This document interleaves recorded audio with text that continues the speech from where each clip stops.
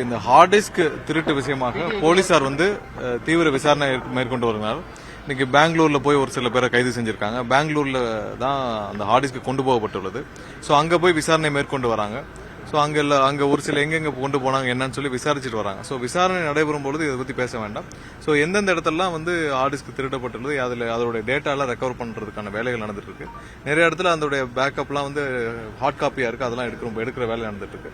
So அனைத்து வேலையும் செய்யப்பட்டு வருது. மற்ற ஏதாவது திருடு போயிருக்கான்னு சொல்லி செக் பண்ணிட்டு இருக்காங்க. வேற ஏதாவது இது மாதிரியான டாக்குமெண்ட்ஸ் டேட்டா ஏதாவது திருடு போயிருக்கான்னு செக் பண்ணிட்டு இருக்காங்க. ஸோ மற்ற எல்லா ஃப்ளோர்ஸையும் வந்து செக்யூர் பண்ற வேலையில இருக்கு.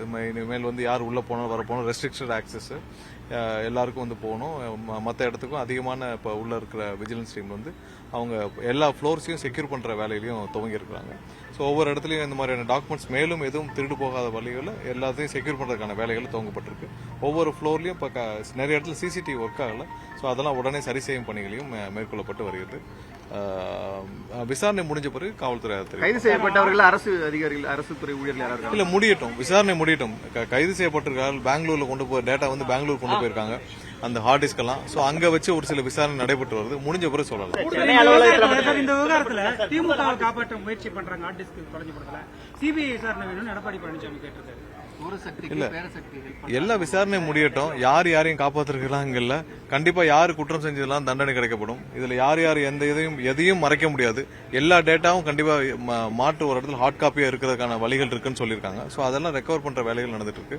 யாரு தவறு செய்திருந்தாலும் எல்லாமே இது பண்ணப்படும். எந்தெந்த இடத்துல முறைகேடு இருக்கோ நம்ம எல்லாம் பார்த்துட்டு தான் இருக்கோம். டெய்லி நம்ம அதை விசாரிச்சுட்டே தான் இருக்கோம். விரைவில் எங்க ஏதாவது முறைகேடு இருந்தால் அதெல்லாம் கண்டுபிடிக்கப்பட்டு அதுக்கான விசாரணையும் பேரலா துவக்கப்படும்.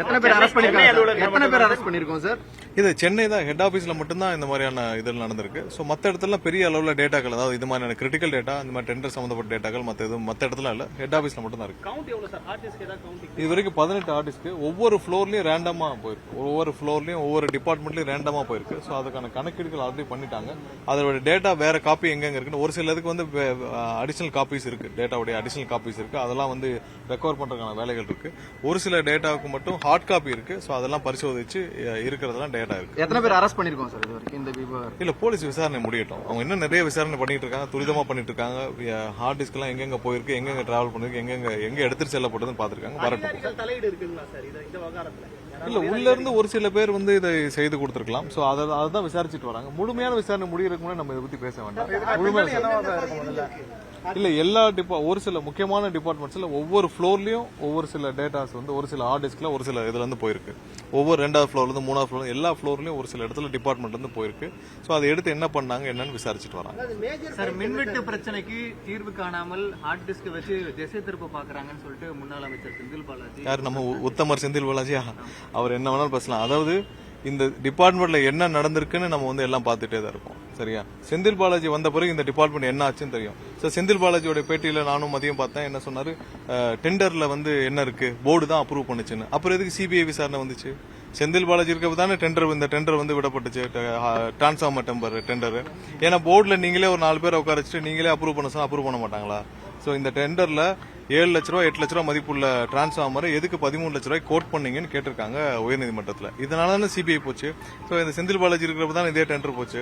சோ டெண்டர் எஸ்டிமேஷன்லேயே ப்ராப்ளம் இருக்குன்னு தானே சொல்றோம் நம்ம.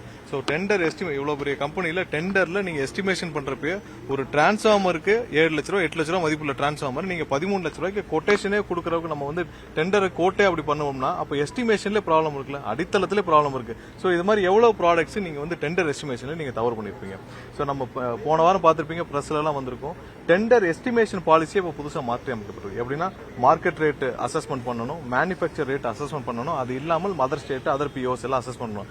இதுக்கு முன்னாடி எப்படி இருந்துச்சுன்னா நம்ம ப்ரீவியஸ் பிஓ எப்படி இருக்கு, மதர் ஸ்டேட் ரேட்டு, இந்த மாதிரி இவங்களா வச்சு ஒரு ரேட்டை பிக்ஸ் பண்ணி வந்திருக்காங்க. எங்கேயுமே வந்து மேனுபேக்சர் ரேட்டு மார்க்கெட் ரேட் எல்லாம் பார்க்கல.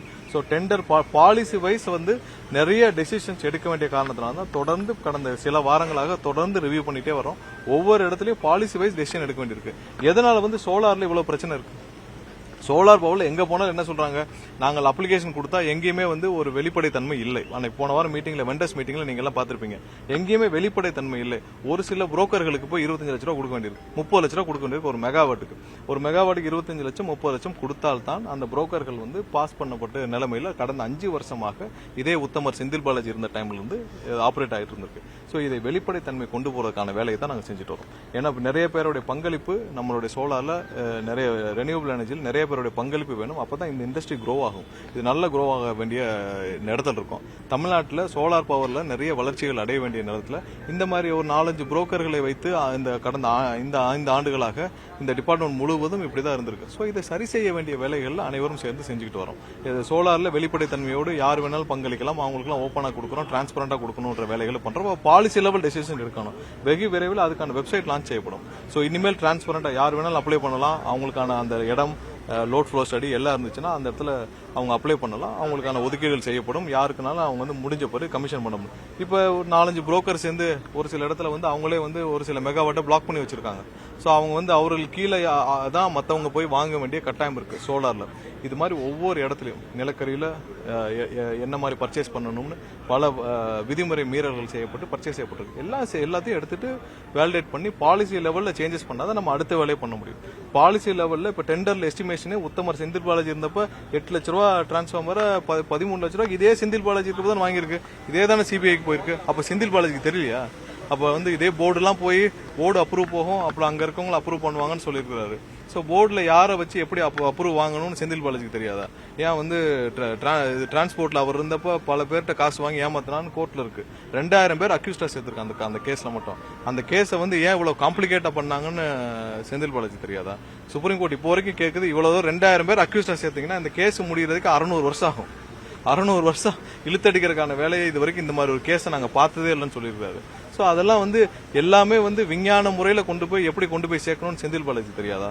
ஸோ எல்லாத்தையும் எங்கெங்க தவறு நடந்தோ அந்த தவறை எல்லாம் சரி செய்யறதுக்கான வேலைகளை நாங்கள் செஞ்சுட்டு வரோம். அடித்தளத்திலே நிறைய தவறுகள் இருக்குது. பாலிசி லெவல்ல நிறைய சேஞ்சஸ் பண்ண வேண்டி இருக்குது. இப்போ நீங்க பாத்துருப்பீங்க ஆஷ் விற்பனை. நீங்க வந்து எல்லா இடத்துலயும் வந்து ஆஷ் விற்பனை இருக்கு. எங்கேயாவது வெளிப்படைத்தன்மை இருக்கா? எல்லா ஊர்லயும் ஆஷ் வாங்குறாங்க. எங்க போய் வாங்குறாங்க? அதுலயும் 4-5 புரோக்கர் இருக்காங்க. அந்த புரோக்கர்கிட்ட போய் வாங்குறாங்க. அதான் நடந்துட்டு இருக்கு. இதெல்லாம் ஸ்ட்ரீம்லைன் பண்ண வேண்டிய கட்டாயத்தில் நம்ம இருக்கணும். ஸோ இதெல்லாம் ஸ்ட்ரீம்லைன் பண்ண பிறகுதான் அதுக்கப்புறம் நம்ம அடுத்த வேலையை பார்க்க முடியும். டெண்டர்ல எஸ்டிமேஷன்ல ப்ராப்ளம் இருக்குன்னா நீங்க அதுக்கப்புறம் எந்த டெண்டர் ப்ரொசீட் பண்ணுவீங்க சொல்லுங்க? எஸ்டிமேஷன்ல நீங்க வந்து எதை வச்சு எஸ்டிமேட் பண்ணீங்கன்னா, நாங்க பழைய பிஓ வச்சு எஸ்டிமேட் பண்ணோம், இல்ல பக்கத்து ஸ்டேட்டை பார்த்து எஸ்டிமேட் பண்ணோம், இல்ல இவங்க புரோக்கர் கம்பெனி ஒரு 4-5 கம்பெனி இருக்கு, அந்த கம்பெனியில கொடுத்த கொட்டேஷன் வச்சு நாங்க எஸ்டிமேஷன் பண்ணோம்னா அதெல்லாம் வச்சு இவ்வளவு பெரிய நிறுவனம் இயங்க முடியாது. மார்க்கெட் ரேட்ல, மேனுபேக்சர் ரேட்ல எப்படி இருக்கு தரமான ஒரு பொருள். இப்ப டிரான்ஸ்ஃபார்மர் 7 லட்ச ரூபானா நம்ம 7 லட்ச ரூபாய்க்கு தான் ஓட் பண்ண முடியும். நம்ம அதை போய் 13 லட்ச ரூபாய் கோட் பண்ணாங்கன்னா நாளைக்கு இதே மாதிரி சிபிஐ வந்து கேட்கும். ஸோ அதனால எல்லாவற்றையும் ப்ராப்பரா பாலிசி லெவல்ல தவறு நடக்காதவர் பாலிசி லெவல் டெசிஷன் எடுக்கணும். ஸோ அதெல்லாம் எடுக்கும் பணிகள் நடந்துட்டு இருக்கு. இன்னும் ஒரு சில வாரங்கள் அனைத்தும் அனௌன்ஸ்மெண்டா வரும். என்னென்ன சீரமைக்கப்பட்டுள்ளது, எந்தெந்த வகையாக சீரமைக்கப்பட்டுள்ளது, இதற்கு முன்னால் இது எப்படி இருந்தது, எல்லாத்தையும் ஒவ்வொரு வரி விடாமல் நாங்கள் கண்டிப்பாக பப்ளிஷ் பண்ணுவோம். மேகதாது அணை விவகாரத்துல தமிழ்நாடு முதலமைச்சர் அனுமதி தர தேவையில்லை, ஒன்றிய அரசு தான் அனுமதி தரணும் கர்நாடக முதலமைச்சர் டி.கே. சிவகுமார். இல்ல எல்லாமே வந்து பாத்தீங்கன்னா அங்க அவர்கள் மாநிலத்தில் இருந்தாலும் இதுல வந்து ஒன்றிய அரசு அவங்க அனுமதி கொடுக்க கூடாதுன்னு சொல்லி தான் நம்ம வந்து போராடிட்டு இருக்கோம். ஏன்னா ஒவ்வொரு மாநிலத்திற்கும் ஒரு நதி போகும்பொழுது எப்படி இருக்குன்னு சொல்லிட்டு நம்ம already Kaveri water management board இருக்கு, எல்லாமே சேர்ந்து இருக்கணும். ஸோ நம்ம வந்து சட்டப்பூர்வமாக இதை தடுக்கும் பணிகள் முழுவதுமா செஞ்சுட்டு வரோம்.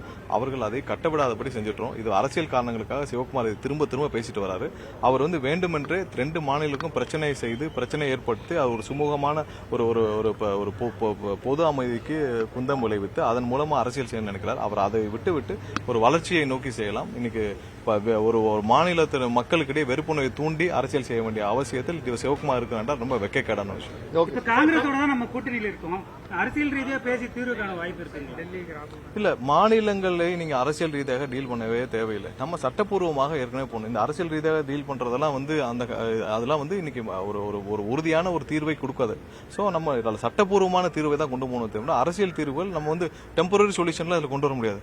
என்ன ஏற்கனவே அப்படிதான் வந்து நம்ம எல்லாத்தையும் விட்டு விட்டோம். நம்ம வந்து சட்டப்பூர்வமான தீர்வுகள் தான் நமக்கு தேவையே தவிர அரசியல் தீர்வுகள் ஒரு நாள் டெம்பரரி திறந்து விடுறதுக்குலாம் இங்க தேவையில்லை. அரசியல் ஒரு நிரந்தர தீர்வு, சட்டப்பூர்வமான நமக்கு தீர்வுகள் தேவை. மின்கட்டணம் உயர்வதற்கான வாய்ப்பு இருக்கா தமிழகத்தில்? டெம்பரரியா ஹோல்ட் பண்ணிருக்கீங்க,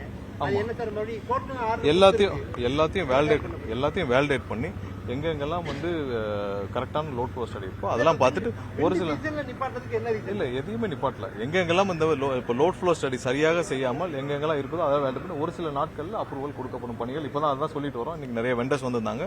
யார் ஜெனியூன் வெண்டர்ஸ் எல்லாத்துக்கும் உடனே அப்ரூவல் கொடுக்குற பணிகள் நடந்துட்டு இருக்கு. வேலிடேஷன் பண்ணி லோட் ஃப்ளோ ஸ்டடி சரியா இருந்தா இன்னைக்கே கொடுக்க ஆரம்பிச்சிருவோம். நாளைக்கு இருந்து எல்லாருக்கும் இல்ல நாங்க அதெல்லாம் வந்து விரைவில் அறிவிப்போம். எல்லாம் உள்ள வேலிடேஷன் இருக்கு பின்னர் அறிவிப்போம். இல்ல காலையில அதை சொல்லியாச்சு. நாளைக்கு இருந்து நம்மளுடைய கஸ்டமர்லயே எவ்வளவு தூரம் லார்ஜ் அவுட்டேஜ் இருக்குன்னு பப்ளிஷ் பண்ணுவோம். எங்கெங்கெல்லாம் இருக்குன்னு சொல்லிட்டு அதை முதல்ல வந்து நம்ம எங்கெங்கெல்லாம் அவுட்டேஜ் இருக்கு எதனால் இருக்குன்னு பப்ளிஷ் பண்றோம். ஸோ அதை சீரமைக்கும் பணிகள் நடந்திருக்கு. ஏன்னா கஸ்டமர்ல இப்ப நம்மளுடைய கால் சென்டர்ஸ் எல்லாத்துலயும் தினம் 300 பேருக்கு மேல பணியாற்றுறாங்க. நாளைக்கு இருந்து அவங்க வந்து ஒவ்வொரு நாளும் எவ்வளவு இடத்துல லார்ஜ் அவுட்டேஜ் இருக்கு, எந்தெந்த இடத்துல எவ்வளவு தூரம் மக்கள் பாதிக்கப்பட்டிருக்காங்க, எதனால் பாதிக்கப்படும், இந்த அவுட்டேஜ் எதனால் சொல்லி நம்ம வேலிடேஷன் பண்ற இதுல இருக்கும். அது நாளைக்கு இருந்து பப்ளிஷ் பண்ண சொல்லி ஒரு சில நாட்கள் அதையும் சீரமைச்சு நம்ம வந்து அது வெளிப்படைத்தன்மையாக ஒவ்வொரு நாளும் ஏன் இந்த மாதிரியான ஒரு அவுட்டேஜ் ஆச்சு, எதாவது சீரமைக்கப்பட்டது, எவ்வளவு நேரத்தில் சீரமைக்கப்பட்டது, எதெல்லாம் வந்து இன்னும் வந்து பெண்டிங்கா இருக்கு. ஒரு சில இடத்துல வந்து பெரிய அளவில் அந்த போல்கள்லாம் சாஞ்சி இருக்கும். ஒரு சில நாட்கள் தேவைப்படும். ஏன்னா ஹை டென்ஷன் வயர்லாம் இருக்கிறப்போ அது ஒரு சில நாட்கள் தேவைப்படும். ஒரு சில இடத்துல 24 மணி நேரத்துக்கு மேலேயும் பவர் கட் இருந்துச்சுன்னா எதனால் இருக்குன்னு சொல்லி நம்ம நாளைக்கு வந்து வெளிப்படைத்தன்மையாக பப்ளிஷிங் பணிகள் ஏற்பாடு செய்யப்பட்டிருக்கு. ஒரு சில வாரங்கள் அதிகம் சீரமைக்கப்படும். ஏன்னா நமக்கு வந்து மக்களுக்கு வந்து சொல்ல வேண்டிய கட்டாயத்தில் இருக்கும். இந்தியா கூட்டணி கூட்டத்தில் கலந்துக்க தாவேக்காக்கு அழைப்பு வந்திருக்காது. இல்ல அது வந்தால் நாங்க சொல்றோம். Okay, thank you sir.